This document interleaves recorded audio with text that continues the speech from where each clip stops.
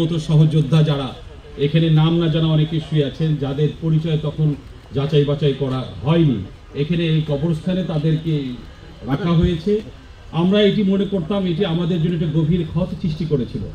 আমরা সরকারের পক্ষ থেকে আমরা এটি নিয়ে এতদিন ধরে কাজ করেছি। আমাদের সাথে আসছেন আন্তর্জাতিক বিশেষজ্ঞ, office of the high commission of the human rights, ওনারা কিন্তু এসেছেন সুদূর নিউজিল্যান্ড থেকে।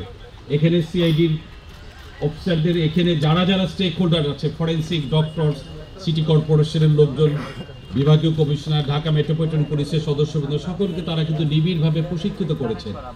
একটি প্রোটোকল অনুযায়ী, আন্তর্জাতিক প্রোটোকল অনুযায়ী যেভাবে এই কাজগুলো করা হয় সেইভাবে উনি কিন্তু আমাদেরকে প্রশিক্ষিত করেছেন। আজকে কিন্তু এই মহৎ কাজটি আমরা করব। আমরা মনে করি এই কাজটি করার পরে আমাদের বুক থেকে একটি দায়ভার, জাতির একটি দায়ভার থেকে আমরা মুক্ত হব।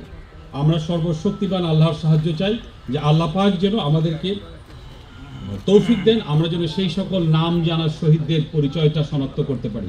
আপনারা দেখেছেন তাদের আত্মীয় স্বজন, পিতা মাতা, ভাই বোনেরা এখানে আসছেন, তারা কিন্তু এতদিন ধরে ঘুরেছেন তাদের সেই সকল স্বজনদেরকে চিহ্নিত করার জন্য।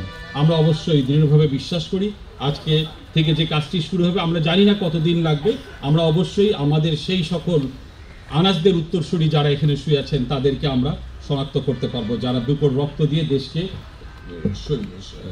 স্বৈরাচার মুক্ত করেছিলেন। আমরা তাদেরকে শনাক্ত করতে পারবো। এবং যে জিনিসটা আমরা আপনাদেরকে বলতে পাই, এর জন্য কিন্তু একটা ইন্টারন্যাশনাল প্রোটোকল আছে, যেটাকে মিনেসোটা প্রোটোকল বলা হয়।